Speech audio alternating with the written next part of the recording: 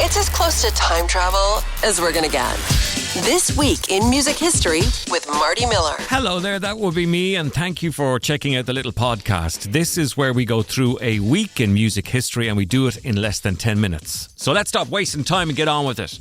This is November 10th until 14th. The week in 1957 when Elvis performed for the last time before joining the army. It's a great pleasure to welcome him here and to present to you Elvis Presley. The Stones this week broke a record in 1964. Do you know why? If you see my little red rooster, baby, And in 2006, Roger Taylor of Queen talks up what band? Here's a clue. It's not his own. They don't make bands like this anymore. Britain should be proud of them. True legends. This Week in Music History with Marty Miller. We'll start with somebody you've probably never heard of, but you have definitely heard them play. The American session guitarist Tommy Tedesco. He died of lung cancer aged 67 this week in 1997, described by Guitar Player magazine as the most recorded guitarist in history, recording with the Beach Boys, Everly Brothers, Supremes, the Monkees, Elvis, Ella Fitzgerald. Tommy played on loads of TV themes as well, including Bonanza, Twilight Zone, MASH, Batman. But chances are you didn't know his name, but it's likely you sang and hummed along with his music.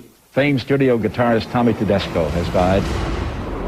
I'm Kurt Loder with an MTV News Brief. Tommy Tedesco is arguably the king of Los Angeles session guitarists. You probably never heard his name or heard him speak, but listen, he is someone you've heard before. He was featured in the theme to Bonanza, in Batman. Here's the irony. You spend your whole life playing guitar, creating guitar licks that people all around the world recognize, but nobody knows your name until you're dead. And then, even in the end, they misspell your name and call you Tony Tedesco instead of Tommy. If you ever get a chance, watch out for a documentary called The Wrecking Crew, and then you'll get it. In 2014 this week, the singer Dolores O'Riordan of Cranberries was arrested following an alleged air rage incident on a flight from United States, landing, I think, in Shannon, right?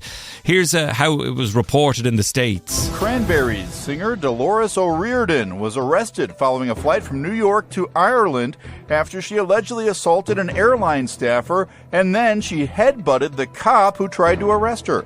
The 43-year-old singer was removed from the plane after it landed at Shannon Airport.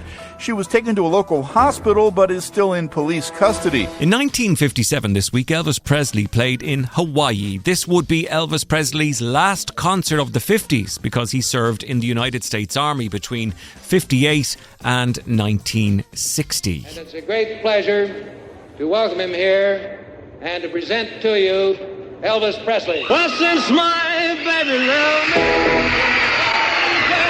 well, it's down at the end of Lonely Street.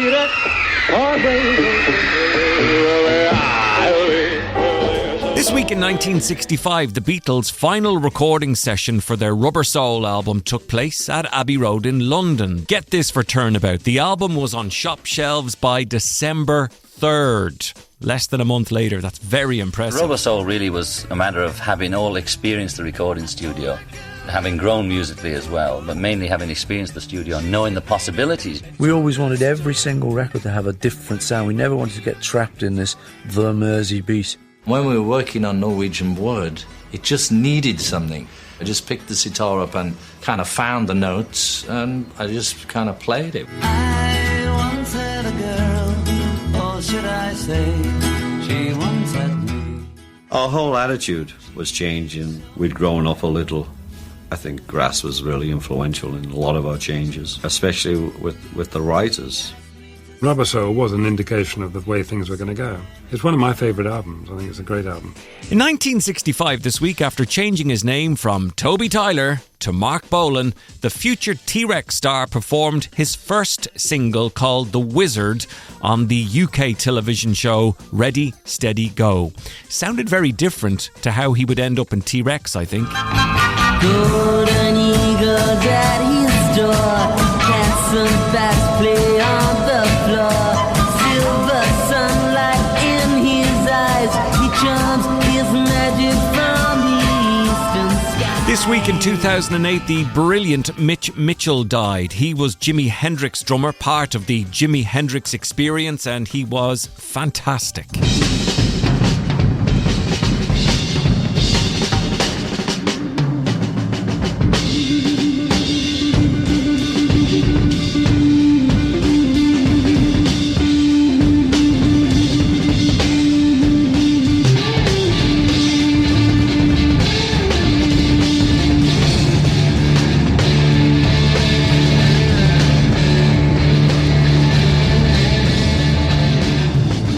To 1964, and Decca Records released the Rolling Stones' Little Red Rooster. This track was a number one in the UK, and apparently, to this day, the only time a blues song has ever topped the UK chart. If you see my little red rooster, baby, please drive it home.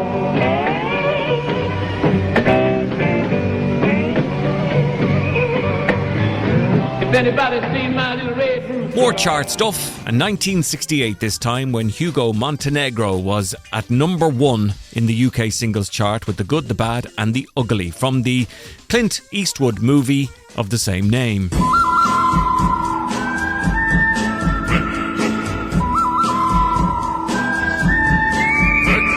Jumping ahead a couple of decades, and Michael Jackson in 1996 married Debbie Rowe in Sydney, Australia. Despite pledging forever love to each other, they divorced in 1999, with Rowe giving full custody rights of the children to Michael Jackson and herself getting £8 million in return. Before he said I do, he paid a visit to a zoo. After the zoo came a concert in Sydney.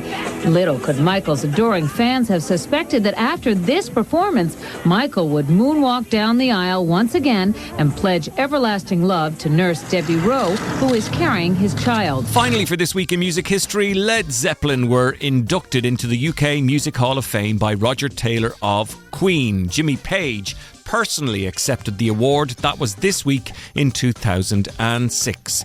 Here's Roger from Queen talking Zeppelin. In short, they wrote the book and influenced thousands of bands to come. I know because we nicked quite a bit from them. They don't make bands like this anymore. Britain should be proud of them, true legends. The magnificent Led Zeppelin. Let's have a look.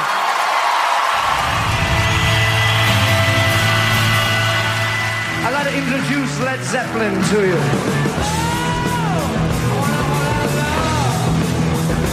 And that is how we do that. Hammer through a week in music history. Hope you got something out of it. Thank you for listening to the podcast.